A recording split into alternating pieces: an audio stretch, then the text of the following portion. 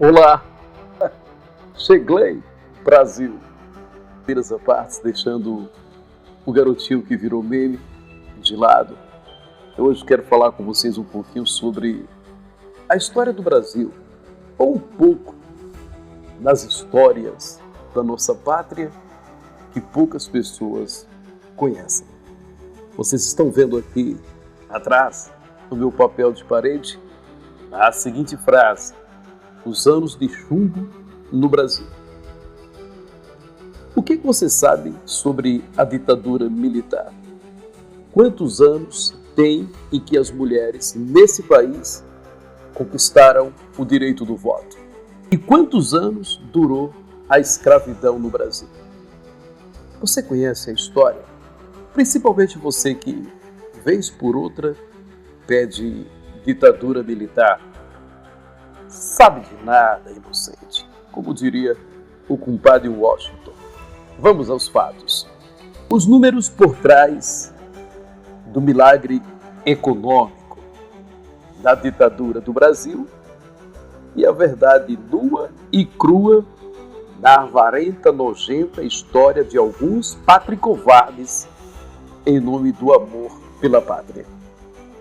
Em 13 de dezembro de 1968, o governo militar decretava o ato institucional número 5, conhecido como AI-5, o quinto de 17 grandes decretos emitidos durante a ditadura. Era o início da fase que é considerada a mais repressiva do regime.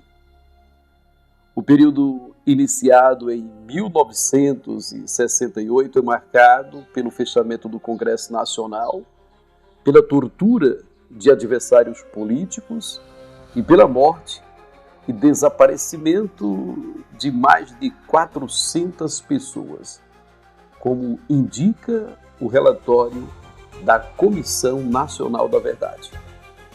Ainda assim, não é incomum que o período do regime militar no Brasil, entre 1964 e 1985, seja lembrado por alguns com certa nostalgia, como um tempo marcado por um forte crescimento da economia que ficou conhecido como milagre econômico.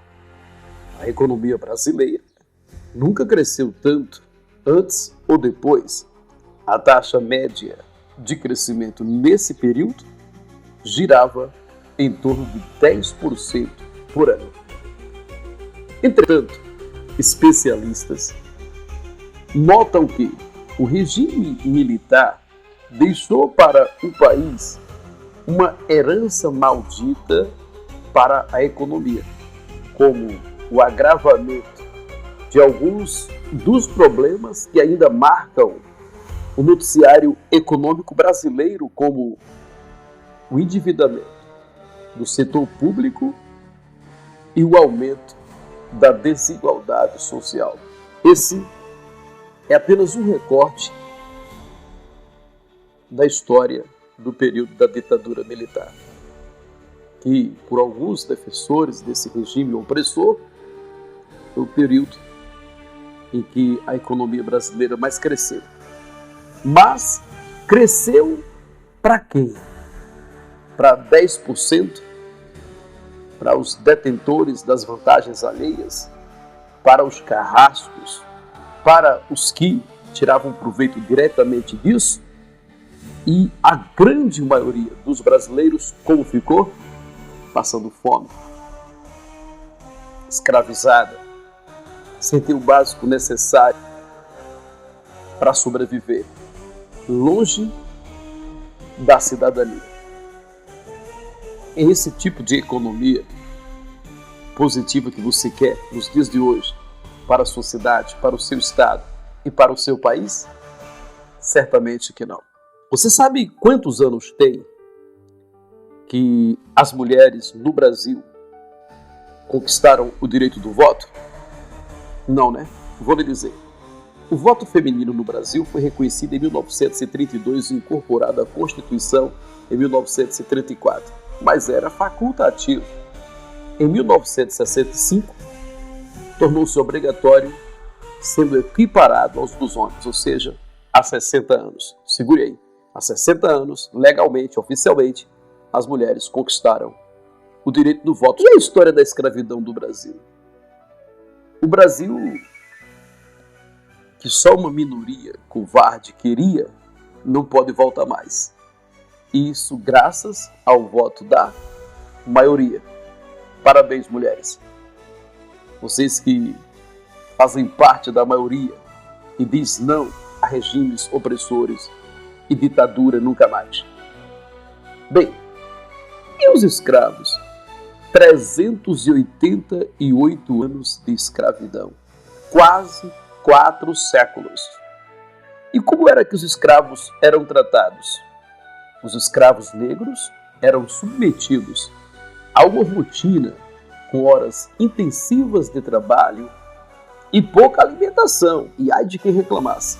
Os castigos impostos aos negros que não atendiam ao esperado por seus donos eram desumanos.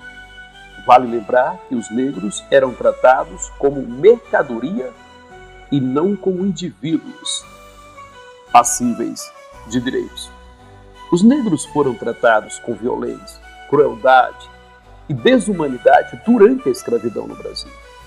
Os negros eram trazidos da África contra a própria vontade, trabalhavam pesado na lavoura e demais atividades que os senhores exigiam e eram tratados com violência e crueldade. Além do excesso de trabalho a que eram submetidos, havia a violência sexual dos senhores contra os escravos. Um país que as mulheres conquistaram o direito do voto só há 60 anos, 380 anos de escravos, e teve ditadura militar, ele tem um débito grande com a história. Acorda, Brasil. Eu quero ditadura, sabe de nada, inocente.